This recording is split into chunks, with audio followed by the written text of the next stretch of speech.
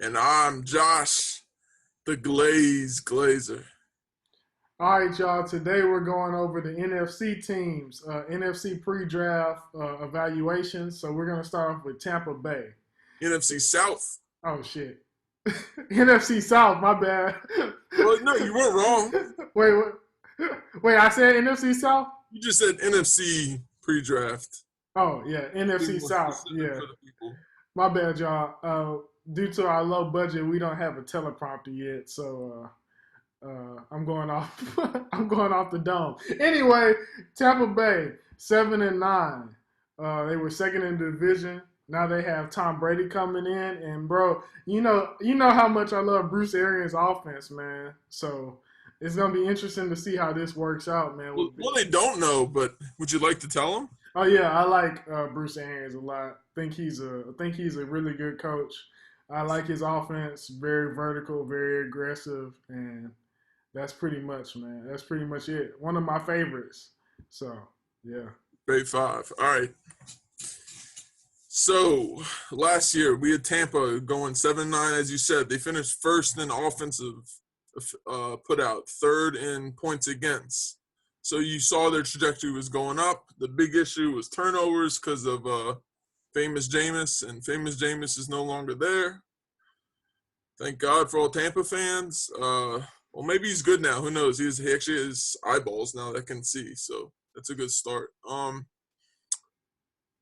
The thing with them is they bring in a quarterback that can't move around at all, who has less mobility than Jameis did, and then they let their right tackle go, and they replace it with some dude who's a backup named Haig, I think his name was, or is. But he's not a starter, so I don't really know what they're doing. They didn't put money into offensive tackle, so it looks like they're caught in that position you don't want to be at the top of a draft ever, but they're caught in it where you have to pick a certain position, and this position is right tackle. Lucky for them, right tackle is a rich position in this draft, and there's a lot of choices. Two of the names that I think kind of fit due to their athleticism and their movement abilities are Jedrick Wills from Alabama, who's just and he puts dudes into the ground and they don't get up. And then Tristan Wirfs, he's a mobile guy that will be great for Tom Brady in terms of pass protection. There's also some later round guys, Matt Peart and Lucas Niang, but I just can't see them not going offensive line within probably their first pick. I mean, maybe their first two picks, unless someone drops that just blows their socks off in terms of a DB or something, because they always need DB health, as I'll talk about in a second. Mm-hmm. Yeah, I've heard a lot of people kind of gloss over the fact that they think Tampa has a decent offensive line, and maybe it's just my extensive experience of seeing Jameis getting knocked so hard that he starts throwing to the other team. But maybe I'm overdoing it because he holds on to the ball so long. It'll be interesting, like you talked about with the offense, in terms of how much do they push down the field and how much do they see a opportunity to get the ball out quickly. The problem is, and we'll talk about this in a second, is they don't really have a quick passing game. Guys that can get open super quick, unless you're going to throw fades to Mike Evans, and that gets kind of old after a while. Both those guys, him and Godwin, are both kind of downfield, unless they're going to just pump the ball to the tight ends over and over, which is possible. It's possible they run two tight end sets, similar to what they did with what Brady did with Gronkowski and Hernandez. Right. So that's the first offensively. The second position they don't have that Todd Bowles has always succeeded with and kind of hasn't had a good defense unless he's had this position, whether it be in Arizona with Tyrann Mathieu or the New York Jets with Jamal Adams when he was still the head coach for, I believe 1 year before he left. He was there with Jamal. Yeah. Is this Swiss Army knife quasi safety position? Mm-hmm. And some of the early guys that they could look at, I mean, they're not going to draft them at 14, but let's say they trade back up or they just got 45. Maybe McKinney's still there from Alabama. A lot of Yeah, people like him. I'm not biggest on him. Maybe it's just my bias against Alabama, but I just didn't see the impact. Guy I really like is Antoine Winfield, Jr. or the third. I can't remember which one it is. But he's the dude from Minnesota. He's shorter, but he's a hitter. I see a lot of honey badger in him, in that he plays all over the field. mm-hmm. Very physical for his size. And then if you're looking at a later round guy, a guy named Terrell Burgess. Um, Once I get through those two positions, then you get kind of the part where it really depends on how Tampa is going to formulate their offense.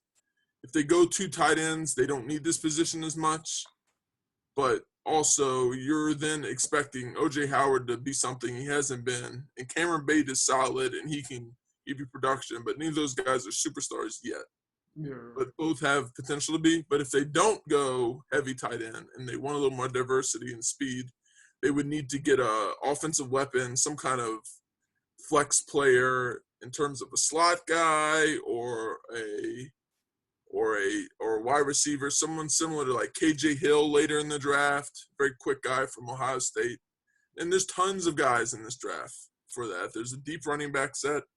There's an extremely deep receiver set. Some say it's the deepest in a long, long time. yeah, Personally, I don't know. It's always Bruce Arians' track record is he's never had one running back. Usually it's always a couple different guys cycling in. right.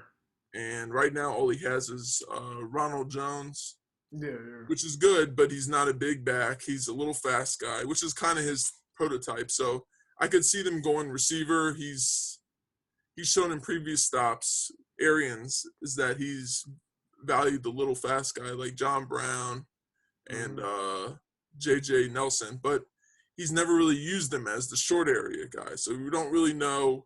You'll know a lot in terms of the relationship between Bruce Arians and Brady, and who kind of has final say and who has more influence on the offense, and how much Arians will give in to Brady in terms of how he wants to do it based on his past success with how early they draft a receiver of that trying to fill that Wes Welker role or that Julian Edelman role.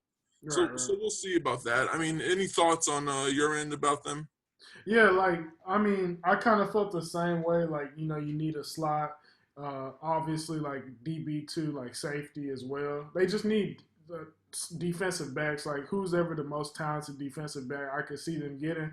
But like they're picking at a weird spot where like, I mean, can CD Lamb fall that far? Like can Justin Jefferson fall that far? You know what I mean? And then on the other side of things, when we're talking about D line, can Javon Kinlaw fall that far? Can Derek Brown fall that far?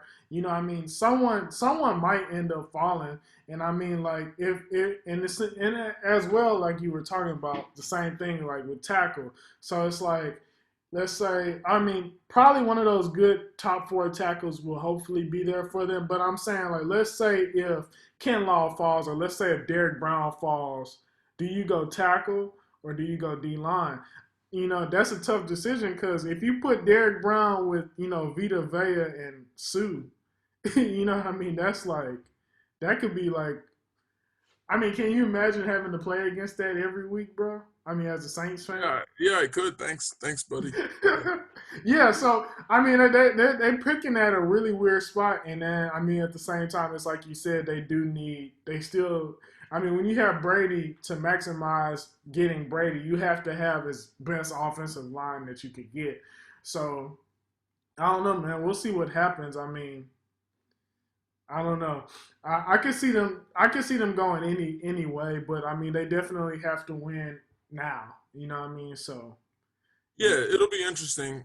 Brady has had a situation in New England, and we'll finish up with this, that he's always been spoiled in terms of his offensive line because they've had Dante Scarnecchia, who's probably one of the greatest offensive line coaches of all time. He's turned dudes that were kind of rejects from other teams into millionaires. In terms of, you look at guys like Trent Brown, who got that fat contract when he went to the Raiders a couple years ago. Right. So dare I say Nate Solder? oh God, yeah. Anyway, rest in peace. Well, he's not dead, but that's he's on the Giants, so it's kind of the same thing. Right.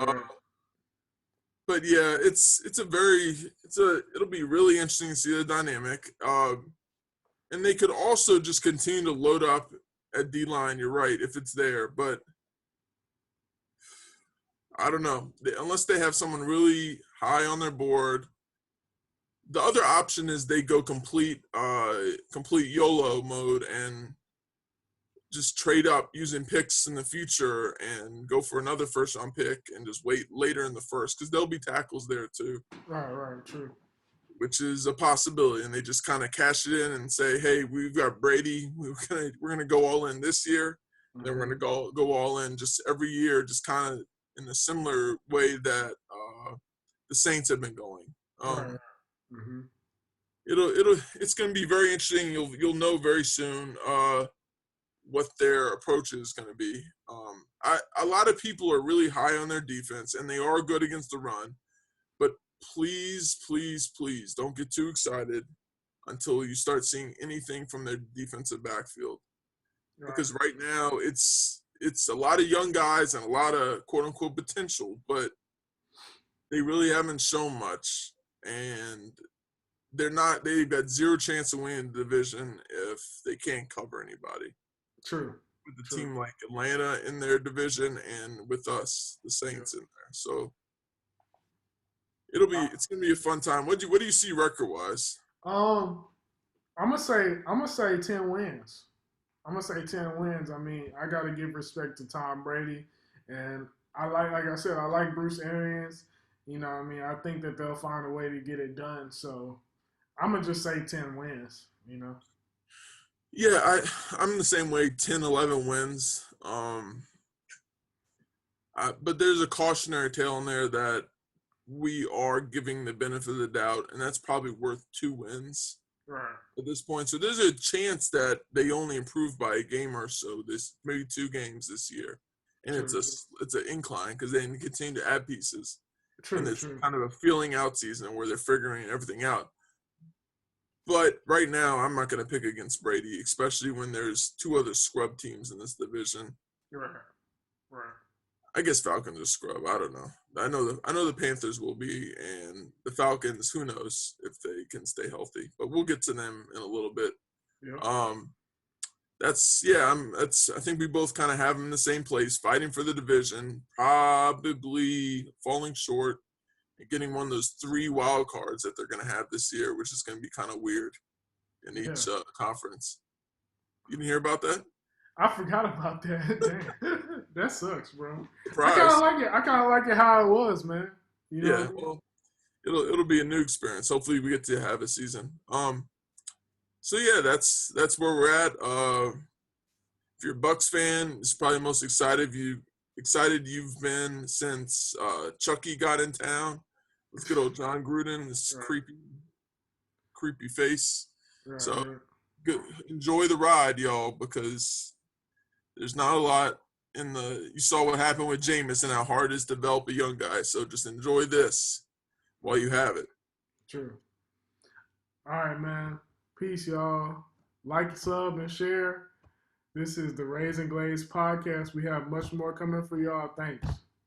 We're bringing out one every day as long as we can.